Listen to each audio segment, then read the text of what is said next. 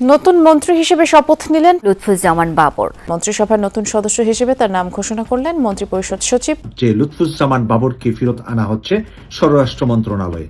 ভারতের চোখে চোখ রেখে কথা বলার জন্য লুৎফুজ্জামান বাবরই বাংলাদেশ জাতীয়তাবাদী দল বিএনপির যত এমপি হয়েছেন বা যত কেন্দ্রীয় নেতা আছেন তার মধ্যে সর্বোৎকৃষ্ট বলে মনে করছেন এখন তারেক রহমান। এর মোকাবেলার জন্য যথেষ্ট নয় বর্তমান সালাউদ্দিন আহমেদ। প্রথমেই একটা ধন্যবাদ দিতে চাই তারেক রহমান সাহেবকে, কারণ উনি সঠিক লোকটাকে বেছে বাইর করছে। ঠিক ব্যাপারটা এরকম, বাবর সাহেবকে হাফ টাইমের পরে নামাইছে এবং সঠিক সিদ্ধান্ত নিছে। কি সঠিক সিদ্ধান্ত? বাংলাদেশ ইস্যুতে যদি ভারত পাকিস্তান যুদ্ধ শুরু হয় তাহলে বাংলাদেশের জনগণের একটা কাজ হবে এই বাংলাদেশের প্রত্যেকটা অঞ্চলে রন্ধ্রে রন্ধ্রে খুঁজে খুঁজে ভারতীয় দালালদেরকে খুঁজে বের করা এবং তাদেরকে ঘনদোলাই দিয়ে আইনের হাতে সুপর্দ করে দেওয়া। এই বাংলাদেশের খেয়ে বাংলাদেশের পরে ভারতের দালালি চলবে না। শুভেন্দুর এখন এমন একটা অবস্থা তৈরি হয়েছে, ও এখন ভিক্ষা চাই নামা কুকুর তারা এরকম অবস্থায় পড়েছে। শুভেন্দু খুব তাড়াতাড়ি জনগণের কাছে তাকে করজোরে ক্ষমা চাইতে হবে, চাইতেই হবে। ক্ষমা চাওয়া ছাড়া শুভেন্দুর কোনো উপায়ন্তর থাকবে না। এখন তারা রাস্তাঘাটে কাশি, কুদাল, খন্তা, হাসুয়া এগুলো নিয়ে রাস্তায় নেমে পড়েছে। শুভেন্দুকে বলছি, তুই বর্ডারে আসবি, তোকে ধরে নিয়ে এসে বাংলাদেশে খাতনা করে গরু মাংস খাও।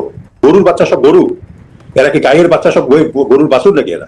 আপনারা তো কাপুরুষের মতো কাজ করছেন। আমি গোরক্ষক বাহিনীদের বলছি, আপনারা কাপুরুষের মতো কাজ করছেন। যদি হিম্মত থাকে, আপনি যে চামড়ার জুতোগুলো কিনছেন, গরুর চামড়া, যে বেল্টটা পরছেন গরুর চামড়ার বেল্ট, এগুলো বন্ধ করুন। আপনার বাড়ির যে মা বোনেরা যে মানি ব্যাগ ইউজ করছেন, যে ভ্যানিটি ব্যাগ গুলো ইউজ করছেন, সেগুলো তো আপনার গরুর চামড়া। অবিলম্বে এগুলো বন্ধ করুন। আপনার বাড়ি থেকে, আপনার পা থেকে জুতোগুলো খুলে ফেলে দেন। দর্শক, কথায় আছে যা রটে তা কিছুটা হলেও ঘটে। প্রিয় দর্শক, আমরা অনেকদিন ধরেই এমন একটি গুঞ্জন শুনছিলাম যেখানে বলা হচ্ছিল যে স্বরাষ্ট্রমন্ত্রী হচ্ছেন সাবেক প্রতিমন্ত্রী লুৎফুজ্জামান বাবর, যিনি এখন সংসদ সদস্য।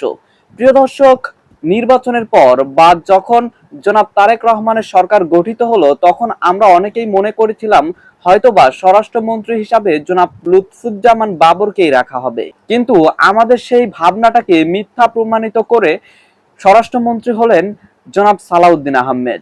কিন্তু এই মুহূর্তে এসে জনাব তারেক রহমান বুঝতে পেরেছেন যে ভারতকে মোকাবেলা করতে হলে এই মুহূর্তে এই আসনটাতে কাকে দেওয়া উচিত। প্রিয় দর্শক, তবে কি যেমনটা শুনছি যে লুৎফুজ্জামান বাবর সাহেবকে স্বরাষ্ট্রমন্ত্রী করা হয়েছে, এটি কি আসলে সত্য? দর্শক, আশা করছি ভিডিওটি দেখলেই আপনারা এই প্রশ্নের উত্তরটি জানতে পারবেন। এবং এখন হয়তোবা আপনাদের মনে প্রশ্ন থাকতে পারে, যদি লুৎফুজ্জামান বাবর সাহেবকে স্বরাষ্ট্রমন্ত্রী করা হয় তবে বর্তমান যিনি স্বরাষ্ট্রমন্ত্রী রয়েছেন জনাব সালাউদ্দিন আহমেদ, তার কি হবে? প্রিয় দর্শক, এই প্রশ্নটি যদি আপনার মনে থেকে থাকে তাহলে অবশ্যই ভিডিওটি দেখবেন। লুৎফুজ্জামান বাবর সাহেবকে স্বরাষ্ট্রমন্ত্রী করা হয় তবে কি আপনি খুশি? আপনি কি মনে করছেন হ্যাঁ তাকেই এই মুহূর্তে স্বরাষ্ট্রমন্ত্রী করা উচিত? সেটা অবশ্যই কমেন্ট করে জানিয়ে দিবেন। প্রিয় দর্শক, এরই সাথে সাথে শুভেন্দু অধিকারী তার তৈরি করা জালে তিনি নিজেই আটকা পড়েছে। এই মুহূর্তে তার অবস্থা ছেড়ে দে মা কেঁদে বাঁচি। প্রিয় দর্শক, শুভেন্দু অধিকারীর বাড়ি ঘেরাও করেছে ভারতীয় হিন্দুরা, এমনকি তার বাড়িতে গরু নিয়ে গিয়ে ঘেরাও করেছে। তাকে গরু কিনতে হবে, অর্থাৎ শুভেন্দু অধিকারীর কারণে যেহেতু ভারতীয় হিন্দু গরু ব্যবসায়ীরা গরু বিক্রি করতে পারছে না, সুতরাং এখন শুভেন্দুরই গরু কিনতে হবে বলে স্লোগান দিচ্ছে ভারতীয় হিন্দুরা। তো দর্শক, আমি আর বেশি কথা বাড়াচ্ছি না। আমি ভিডিও শুরুতেই আপনাদের আরো যে ভিডিওগুলোর অংশবিশেষ দেখিয়ে শুরু করেছিলাম সেই ভিডিওগুলোর বিস্তারিত আলোচনা দেখাবো। তবে তার আগে বলি, যারা এখনো চ্যানেলটি সাবস্ক্রাইব করেননি সকলে চ্যানেলটি সাবস্ক্রাইব করে পাশে থাকা বেল আইকনটি বাজিয়ে দিবেন। আর যারা ইতিমধ্যেই সাবস্ক্রাইব করে রেখেছেন তাদের সকলকে অসংখ্য ধন্যবাদ। তো চলুন একটি লাইক দিয়ে আমরা ধারাবাহিকভাবে সবগুলো ভিডিওর বিস্তারিত আলোচনা দেখে আসি। দর্শক, একটি গুরুত্বপূর্ণ তথ্য শেয়ার করছি আপনাদের সাথে। গুরুত্বপূর্ণ জায়গা থেকে একটা নিউজ পেলাম যে লুৎফুজ্জামান বাবরকে ফেরত আনা হচ্ছে স্বরাষ্ট্র মন্ত্রণালয়ে। ওনাকে স্বরাষ্ট্রমন্ত্রী করা হবে। ভারতের চোখে চোখ রেখে কথা বলার জন্য লুৎফুজ্জামান বাবরই বাংলাদেশ জাতীয়তাবাদী দল বিএনপির যত এমপি হয়েছেন বা যত কেন্দ্রীয় নেতা আছেন তার মধ্যে সর্বোৎকৃষ্ট বলে মনে করছেন এখন তারেক রহমান। কারণ ওপারে শুভেন্দ্র যেভাবে হুঙ্কার দিচ্ছে বাংলাদেশকে কয়েক মিনিটের ভিতরে দখল করে ফেলবে, অথবা কলকাতার যেই জায়গাগুলোতে এখন কাঁটাতারের বেড়া দেওয়ার জন্য পরিকল্পনা করছে শুভেন্দ্র, এর মোকাবেলার জন্য যথেষ্ট নয় বর্তমান সালাউদ্দিন আহমেদ। তাহলে সালাউদ্দিন আহমেদকে কি করবে? সালাউদ্দিন আহমেদকে রাষ্ট্রপতি করার গুঞ্জন শোনা যাচ্ছে।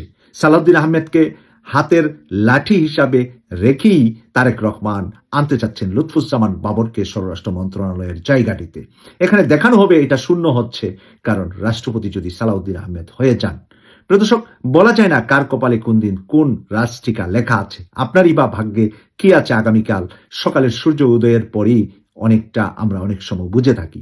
তাই যদি লুৎফুজ্জামান বাবর স্বরাষ্ট্রমন্ত্রী হয়, সবচেয়ে বেশি আতঙ্কিত হবে ভারত।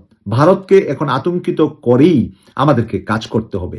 ভারতকে যদি বেশি আমরা তোয়াক্কা করি, তা মানে তুষামত করি, তাহলে আমাদের সকল দিকে সকল কিছু আটকিয়ে দিচ্ছে ভারত। অর্থনৈতিকভাবে আমাদেরকে স্বাবলম্বী হতে হলে আমাদেরকে চায়নার ধারে যেতে হবে। চায়নাই পারবে অর্থনৈতিকভাবে আমাদেরকে একটি ভালো উন্নত সরকার পরিচালনার সুযোগ করে দিতে। আর ভারত থেকে আমরা এই ধরনের কোনো সুযোগ তো পাই না, বরঞ্চ উল্টো ভারতের নাগরিকরা বাংলাদেশ থেকে রেভিডেন্স হিসাবে ডলারগুলা নিয়ে যাচ্ছে। তাই ভারতের সাথে মোকাবিলা করতে হলে এখন লুৎফুজ্জামান বাবরের কোনো বিকল্প নাই বলে মনে করছেন তারেক রহমান। আপনি কি মনে করছেন দর্শক? তারেক রহমান কি পারবেন লুৎফুজ্জামান বাবরকে ভারতের চোখে চোখ রেখে এনে স্বরাষ্ট্রমন্ত্রী করতে? শুধু লুৎফুজ্জামান বাবরই নয়, আসছেন আমানুল্লাহ আমান, আরো বেশ কিছু তুখুর নেতা মন্ত্রী পরিষদে, যাদেরকে গুরুত্বপূর্ণ দায়িত্ব দেওয়া হবে। অনেক মন্ত্রণালয়ে নতুন নতুন মন্ত্রী দিয়েছেন তারেক রহমান, কিন্তু তাদের পারফরমেন্স এবং তাদের কার্যক্রমে অনেকটাই বিব্রত এখন তারেক রহমান। অনেক জায়গাতেই দেখা যাচ্ছে তাদের অযোগ্যতার সরাসরি পরিচয়, যেখানে যেভাবে মিডিয়ার সামনে যার কথা বলা দরকার সেই কথাগুলোও এমনভাবে বলছেন যে সরকারের জন্য লজ্জা বা অপমানের বা অযোগ্যতার পরিচয় বহন করে। সেদিক থেকে চিন্তা করে পুরাতন যাদেরকে বসিয়ে রেখেছিলেন, যাদেরকে মন্ত্রী তৈরি করেননি এবারের সরকারে, তাদের মধ্যে অন্যতম বেশ কয়েকজনকে ফেরত এনে নতুন করে মন্ত্রী পরিষদ গঠন করে নতুনভাবে দেশকে ভারতের সাথে মোকাবেলা করার মতো শক্তিশালী সরকার তৈরির জন্য তারেক রহমানের আপ্রাণ চেষ্টা চলছে বলে সূত্র থেকে জানতে পেরেছি।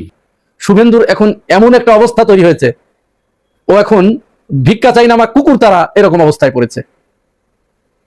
শুভেন্দু খুব তাড়াতাড়ি জনগণের কাছে তাকে করজোরে ক্ষমা চাইতে হবে, চাইতেই হবে। ক্ষমা চাওয়া ছাড়া শুভেন্দুর কোনো উপায়ন্তর থাকবে না। পৃথিবীতে যেখানেই সাম্প্রদায়িক শক্তি মাথাচাড়া দিয়ে ওঠে, যারা প্রচন্ড রকমের সাম্প্রদায়িক, এদেরকে যদি রাষ্ট্র ক্ষমতায় আপনি নিয়ে আসেন, তাহলে প্রথম অবস্থায় প্রথম ক্ষতিগ্রস্ত হবে নিজেদের লোকজন। কলকাতার হিন্দুরাই তার বাস্তব উদাহরণ।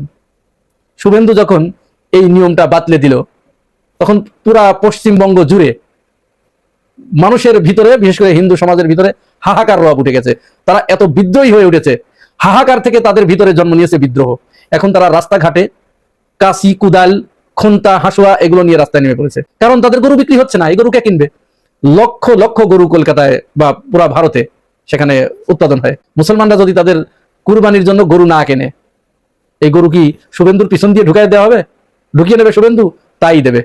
কারণ আজ কয়েকদিন ধরে যেটা দেখছি, পশ্চিমবঙ্গের হিন্দুরা যারা গরুর ব্যবসা করেই তাদের সংসার পরিচালনা করে, জীবিকা নির্বাহ করে, তাদের ভবিষ্যৎ প্রজন্মদেরকে তারা সামনের দিকে এগিয়ে নিয়ে যায়, স্বপ্ন দেখায়, এই গরুর ব্যবসা করে। এবং তারা এই ব্যবসা বংশ পরম্পরায় করে আসছে। কেউ 50 বছর, 60 বছর, 70 বছর পর্যন্ত এই ব্যবসা করছে। কেউ বলছে আমার দাদা করেছে, আমার বাবা করেছে, এখন আমি করছি। হঠাৎ করে আপনি একটা আইন বাতলায় দিলেন, পাশার ভিতরে কুরকুরি উঠছিল। তবে এখানে কলকাতার যে হিন্দু সম্প্রদায় আছে, যারা আপনাদের এই যে অবস্থা, আপনারা এখন হাহাকার করছেন, আপনারাও কম দায়ী নন। কারণ শুভেন্দুর মতো একজন কট্টর সাম্প্রদায়িক ব্যক্তি, আপনারা জানতেন, তাকে চিনতেন, যে সে এত বড় কট্টর, এত বড় সাম্প্রদায়িক, যে সে তার সম্প্রদায় ছাড়া অন্য কোনো কিছু বোঝে না। সে অন্য জাতের, বিশেষ করে মুসলমানদের সেখান থেকে তাড়িয়ে দিতে চায়। তো আপনাদেরকে এই চিন্তা করা উচিত ছিল না যে মুসলমানেরা যদি এখানে না থাকে, তাহলে আপনাদের তো এর সাথে অনেক কিছু জড়িত। একটা সম্প্রদায়, কোনো একটা সম্প্রদায় কি পাশাপাশি যারা বসবাস করে, তারা কি একজন ছাড়া আরেকজন চলতে পারে? পারে না। তো আল্লাহ পাক এই দুনিয়াটাকে এইভাবেই সৃষ্টি করেছে। এখন তারা আন্দোলন শুরু করেছে। কেউ কেউ বলছে আমরা গরুগুলো ছেড়ে দেবো, রাস্তায় ছেড়ে দেবো, কিন্তু দিতে পারছি না এই কারণেই যে গরু যে রাস্তায় ছেড়ে দেবো, আমার না হয় কিছু টাকা চলে গেল। তাহলে এই যে লক্ষ লক্ষ গরু রাস্তায় ছেড়ে দিলে আর 10 জনের যে ক্ষতি করবে, রাস্তাঘাট বন্ধ হয়ে যাবে, কাউকে হয়তো মেরে ফেলবে ঢুস দিয়ে, লাথি দিয়ে, পাড়া দিয়ে, তাহলে এই দায়িত্বটা কে নেবে? এই দায়িত্ব সরকার নিক। এখন কলকাতার হিন্দু ভাই ও বোনদের প্রতি আমাদের অনুরোধ থাকবে, আপনারা এই গরুগুলোকে একসাথে করে শুভেন্দুর বাড়ির ভিতরে ঢুকাই দেন। ওর বাড়ির ভিতরে গরুগুলো ঢুকে যাক, আর গরুগুলো ওর পিছন দিয়ে, শুভেন্দুর পিছন দিয়ে শিং ঢুকায় দিয়ে সামনে খাড়া করে রাখবে। এবার আপনারা গিয়ে শুভেন্দুর দুই পাশার যে দুইটা সাইজ আছে ওই দুই জায়গায় দুইটা শিং ঢুকাই দিয়ে আপনারা ওর পিছনে পিছনে হেঁটে বেড়াবেন।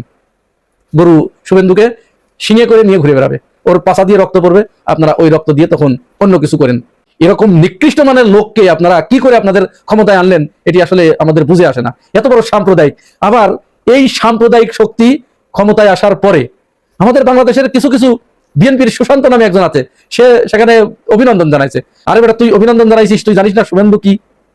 তুমি এখানে বাংলাদেশের জামাত ইসলাম ক্ষমতায় আসলে বা তাদেরকে ভোট দিতে তুমি নিষেধ করো, যেখানে সাম্প্রদায়িক শক্তি, জামাতকে সাম্প্রদায়িক শক্তি বলো, এইখানে তোমার সমস্যা আর ওইখানে তোমার সমস্যা নাই না? এগুলো পুরাটাই ধান্দাবাজি, পুরাটা ধান্দাবাজি।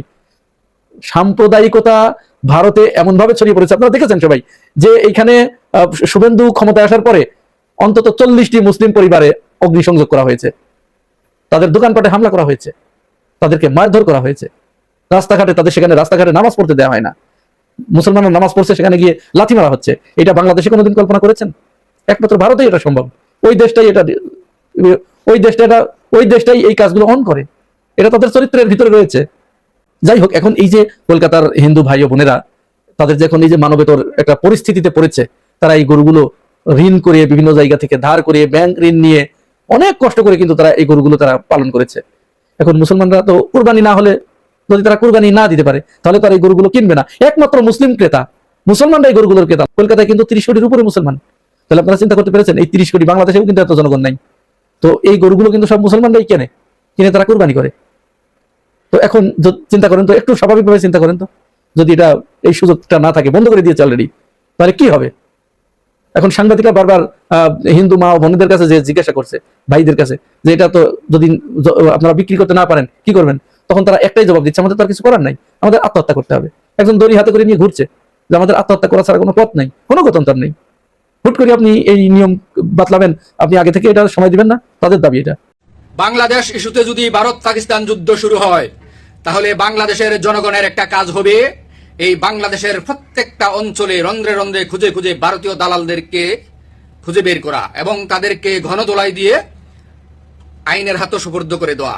এই বাংলাদেশের খেয়ে বাংলাদেশের পরে ভারতের দালালি চলবে না।